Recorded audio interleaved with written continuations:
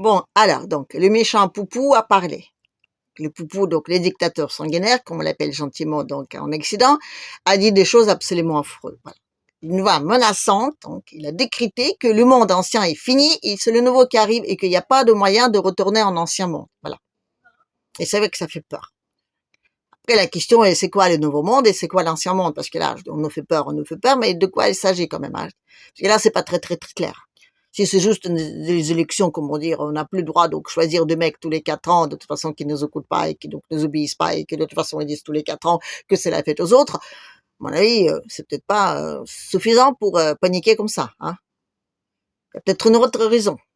Et oui, il y en a une. Et cette raison-là s'appelle l'économie mondiale. Voilà. Je sais que c'est très barbant. Je sais, et je vais essayer donc la rendre le plus simple possible, mais il est extrêmement important que vous compreniez de ce qui se passe aujourd'hui dans le monde. Voilà.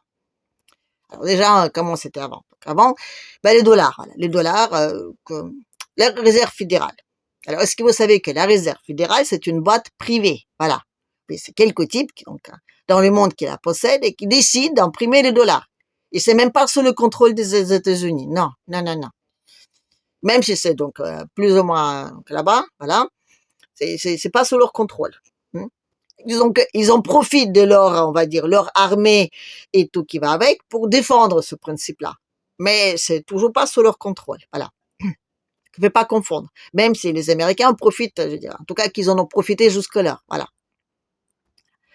Donc le dollar, c'est une boîte privée qui était fondée en 1912, 2 ans avant la Première Guerre mondiale.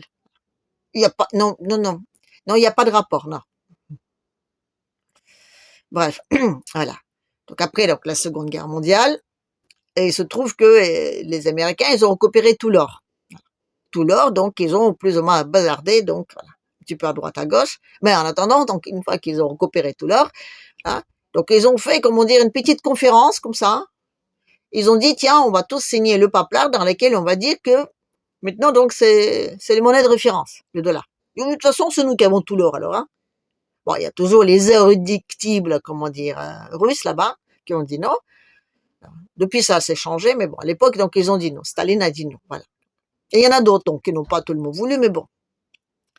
Mais il n'avait pas tellement le choix. Surtout qu'on avait quand même, je me rappelle, le plan Marshall. Alors, de force, on avait les dollars, voilà. Nous, on leur filait tout l'or, et ils nous donnaient tout le dollar, et nous, avec ces dollars-là, on leur achetait des trucs, voilà.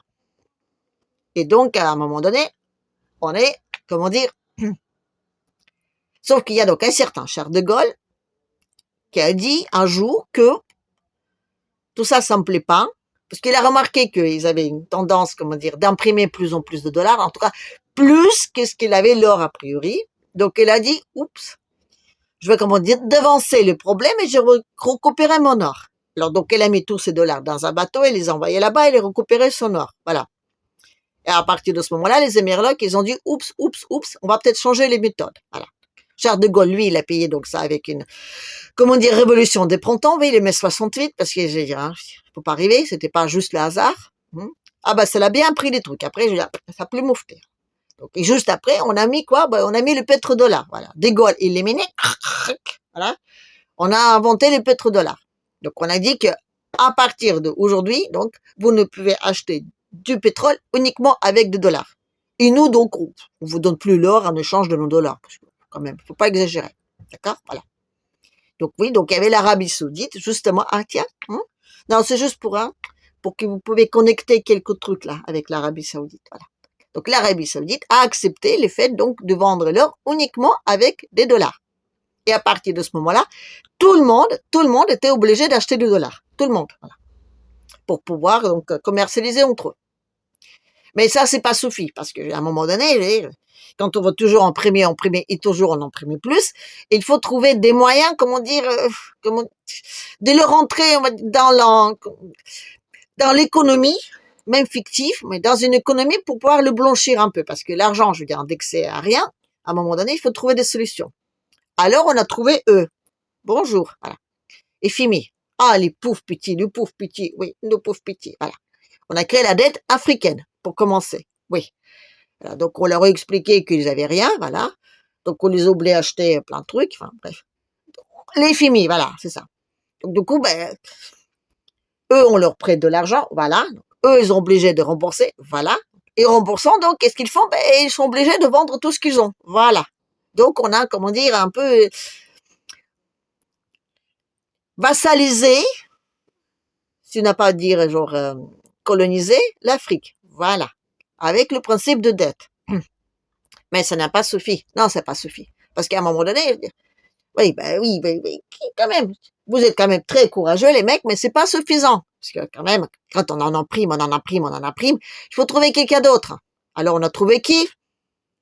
Moi. Voilà, elle. On a dit, tiens, en Europe, toi, hein? Oui. T'as plein de pognon, t'as plein de trucs, t'as plein d'usines, t'as plein de machin, hein? Tu veux bien m'en prêter un peu? Ouais. Donc, hein, on a fait la même chose. On l'a vidé de l'industrie, de tous les, donc, de toute l'infrastructure, de tout ça. Donc, on l'a prêté de l'argent. Voilà. Et pour que ce soit plus simple, on a créé l'Union européenne. Oh. Voilà. Parce que l'Union européenne, l'euro, quelque part, c'est l'avatar de dollars. Voilà. Je vous explique comment ça marche. Oui, s'il te plaît. Donc, quand on imprime de dollars, qui je vous rappelle encore une fois, une boîte privée, d'accord? Voilà. Quand on imprime le dollar, il faut bien l'évacuer quelque part. Donc, du coup, on le prête aux banques centrales. Voilà. Les banques centrales, c'est une machine à blanchir le dollar. Les banques centrales, donc, elles prêtent de l'argent dans les États et les États, ils remboursent avec nos biens à nous. Voilà. C'est pour ça que plus les États sont endettés, plus, je veux dire, plus les autres s'enrichissent. Et pour que les États s'endettent, il faut quoi? Ben, les fonctionnaires, voilà. Et ben, la consommation, voilà. Il faut la dette, la dette, la dette, la dette, la dette. Sauf qu'à un moment donné, même ça suffit plus. Parce que, à un moment donné, je veux dire, les États, je veux dire, ils s'endettent. Pour s'endetter, donc, ils vendent tout ce qu'ils ont. Et tout ce qu'ils vendent, donc, du coup, ben, plus personne ne s'en occupe. Voilà. Donc, on commence à avoir les infrastructures complètement HS. L'industrie HS, donc, il y a les chômages, voilà, lesquels on n'a pas envie de payer, voilà. Donc, ben, c'est les chiens qui se mordent le queue. Voilà. Donc, qu'est-ce qu'on fait? Ben, on dit que ça atteint son limite et on met Trump à la place. Ah bon? Voilà. L'arrivée de Trump, c'est pas le hasard. Mais avant ça, quand même, hein, il faut quand même vous préciser que il y avait certains pays qui ont essayé de se libérer de ce, comment dire, l'esclavage. Oui, c'est à peu près ça. Oui, il y en avait qui ont suffisamment d'or chez eux. Ils se sont dit, tiens, on a suffisamment d'or, on va rendre notre monnaie souveraine. Parce qu'il n'y a plus de monnaie souveraine. Non. Il n'y a pas que des CFA, non. Il n'y a pas que les francs CFA qui n'est pas souverain. Aujourd'hui, il n'y a pas d'argent souverain parce que tout est indexé à l'or. Et la Corée du Nord? Oui, la Corée du Nord peut-être. Enfin, je te rappelle que, hein, oui, parce qu'ils ne peuvent pas faire du commerce. Voilà. Donc, les deux qui ont essayé, donc, on va dire, d'avoir une monnaie souveraine, ça s'appelle, je vous donne en mille, la Libye, voilà, et l'Irak. Voilà. Les deux dictateurs sanguinaires à abattre direct. Voilà. Oui, on les a détruits parce qu'ils voulaient rendre leur monnaie souveraine. Mais c'est pas possible. Non, c'est pas possible. Et le troisième en date, donc les dictateurs sanguinaires, oh, très sanguinaire, voilà, très sanguinaire, c'est Poupou. Voilà. Depuis 2007, elle a dit ça. Ben, il y a une petite différence. Laquelle? Ben, je dis laquelle. Je veux dire, pas laquelle, mais je veux dire entre qui? Ben, entre qui et qui? Bref, entre la Libye et l'Irak. Entre la Libye et l'Irak, non, s'il te plaît, non. Je veux dire, entre, donc, l'Irak, Libye et la Russie, voilà. Donc, il y a une petite différence entre les anciens dictateurs sanguinaires et le nouveau qui vient d'arriver. Poupou, voilà, Poupou. C'est que lui, il a une armée, il peut se défendre. Et ça va pas. Non. Parce que j'ai un seul pays qui sort de cet engrenage, ça va pas. Non, ça va pas. Sauf qu'aujourd'hui, encore une fois, je veux dire, là-bas, ils ont un petit souci aux États-Unis. Parce que je dis la boîte privée, là, qui imprime des dollars, ils ont totalement vassalisé les Américains. Oui, totalement. Parce qu'on dit toujours les Américains. Mais je veux dire, oui, parce que leur dette aussi. Oui, parce que comme c'était pas leur argent, ils étaient obligés d'imprimer aussi. C'est-à-dire que les États-Unis sont presque autant, on va dire, les esclaves de dollars que nous tous. Voilà, que nous tous. Voilà. Donc, il faut changer les systèmes. Et il y en a qui ont pris devant. Oui, moi j'ai pris devant. Voilà, AES. Non, je dis rigoler, mais les trois petits pays là, je dis, ils sont en train de se mettre sur le chemin de leur monnaie. Voilà, on accumule l'or. Voilà, ils accumulent l'or. Pourquoi ils accumulent l'or? Parce qu'il faudra bien que ce soit indexé à quelque chose. Si le dollar devient, on va dire, une monnaie régionale, voilà, régionale là-bas. Si ce n'est plus une, je dirais, comment dire, les trucs de référence, voilà. Si on est obligé, donc, tous, commercialiser avec notre propre argent, il faudra bien avoir je veux dire, sur quelque chose à quoi, donc, c'est quelque chose avec quoi on mesure l'argent, voilà. Et on peut mesurer, donc, les centimètres, la température, je sais pas moi, le, la tension, voilà, la tension. Mais l'argent, on le mesure avec rien. Voilà. On le mesure au dollar qu'on imprime en taux qu'on veut. Ben, c'est pas possible. Non, c'est pas possible. Aujourd'hui, on est arrivé, je dis, à les limites. Donc, il faut qu'on trouve une autre façon d'indexer le pognon. Voilà. De tout le monde, de tout le monde. Qui est donc l'or. Voilà. Qui est donc l'or. Voilà. Et nous, on va avoir notre monnaie indexée à l'or. Voilà. Et vous? Bah voilà. Parce que l'euro, ça indexé à rien. Ce n'est pas garanti l'euro. Vous comprenez? Vous prenez un billet d'euro, il écrit nulle part que c'est garanti. La même chose pour le dollar. Le rouble, la même chose. C'est pas, non, non, non, c'est pas souverain. Je vous dis, il y a pas de monnaie souveraine.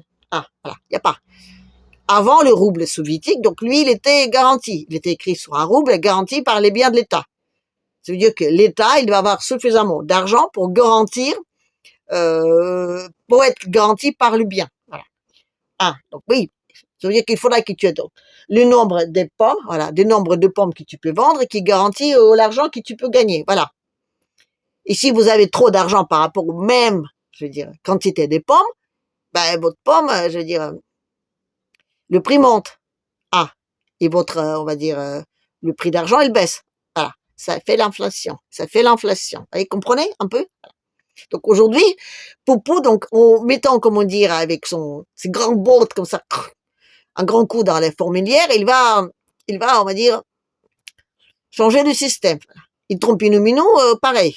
Mais ça va être dramatique. Oui, ça va être dramatique. D'autant plus que là-bas, aux États-Unis, vous voyez, au moment donc de passage de l'un à l'autre, euh, ça peut créer quelques désastres. Voilà, des gros désastres. Si on va, comment dire, pas de quoi, par exemple, non, parce que la dette. Oui, la dette, il est renégocié à chaque fois. Il est renégocié auprès de qui? Ben, auprès de Banque fédérale, voilà, aux aires fédérales. Enfin, je dis auprès, non, pas vraiment. Enfin, finalement, donc, enfin, bref, oui, en gros, c'est ça. Donc, ici, ça marche plus. Parce que qui vous dit que la réserve fédérale, elle va prêter de l'argent pour construire les États-Unis, hein? Ben, personne, voilà. Parce que, je veux dire, imprimer de l'argent et de le, je veux dire, mettre dans dans la vraie industrie, c'est-à-dire dans l'économie réelle, ça fait que les gens n'ont plus besoin d'imprimer. Enfin, je dis, n'ont plus besoin d'emprunter. Enfin, c'est la même chose, voilà. Ici, on en prend plein et ça fonctionne plus, hein. Tous ceux qui s'enrichissent sur notre dos, je veux dire, les banques, voilà, ils peuvent plus s'enrichir. Donc, c'est un système auquel eux, elles veulent soutenir et nous, on veut pas, voilà. Parce que si on gagne de l'argent en le plaçant sur l'argent qu'on imprime, on n'a plus besoin d'investir dans la réelle, comment dire, économie. Ni dans les autoroutes, ni dans les hôpitaux, non. Parce que je dis les autoroutes et les hôpitaux, ça fait donc le bien pour les employés, les travailleurs, voilà. Et les travailleurs, c'est ceux qui font des usines. Mais comme on n'a plus besoin d'usines, on n'a plus besoin de travailleurs, voilà. On n'a même pas besoin d'hommes. Si on peut en débarrasser, non, c'est vrai, hein, ça coûte trop cher. Hein. Bah oui, ça coûte trop cher. Puisque ça fout rien. Comme on n'a plus d'usine, on n'a pas besoin d'employés, on peut pas payer tous les chômeurs. Voilà. Vous comprenez ce que je veux dire? Donc, c'est un système qui va plus marcher, voilà. Qui va plus marcher et on a bien dit que ça va plus marcher. Et bien l'ancien monde, bien sûr, il résiste. Bah oui, il résiste. Parce qu'ils ont pas envie de mourir. Et eux, encore aujourd'hui, c'est eux qui donc les fonds de pension, qui sont les banques, et qui ont donc la City. Voilà. Donc on dit la Grande-Bretagne, la France et l'Allemagne. Voilà. Donc eux, ils vont se battre jusqu'au bout. Voilà. Quoique même si on meurt tous. Voilà.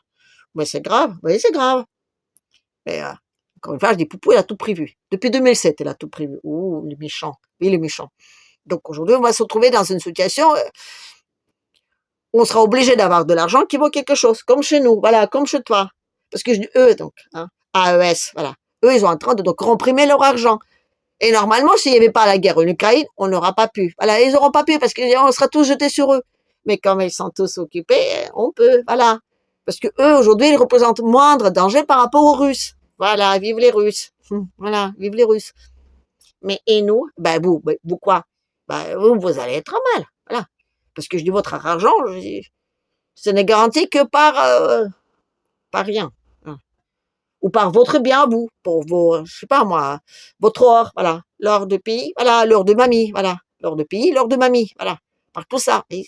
Donc oui, je dis l'Europe aujourd'hui, quand il faudra donc trouver, comment dire, quelque chose par quoi donc leur argent sera garanti,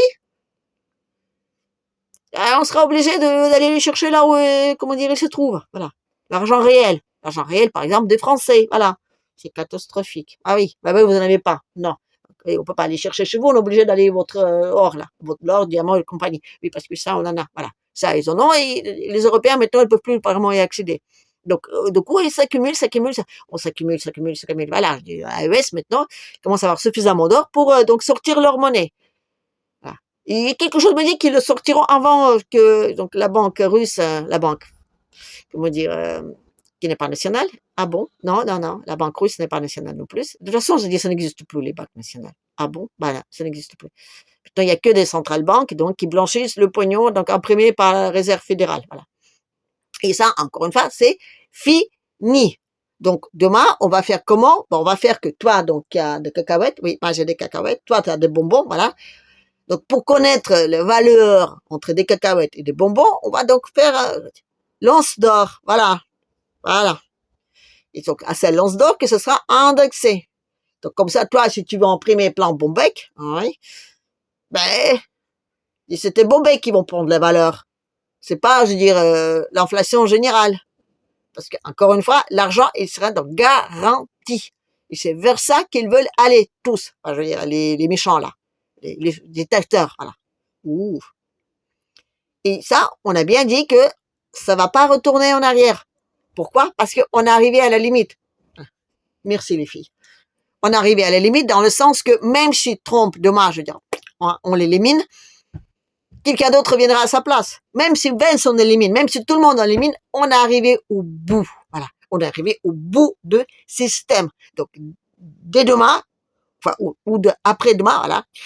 Une fois qu'on est arrivé à donc trouver les accords en Arabie Saoudite, comme par hasard, hein, on va changer des systèmes économiques mondiaux. Pourquoi? Parce que si on le change pas, on court vers la catastrophe.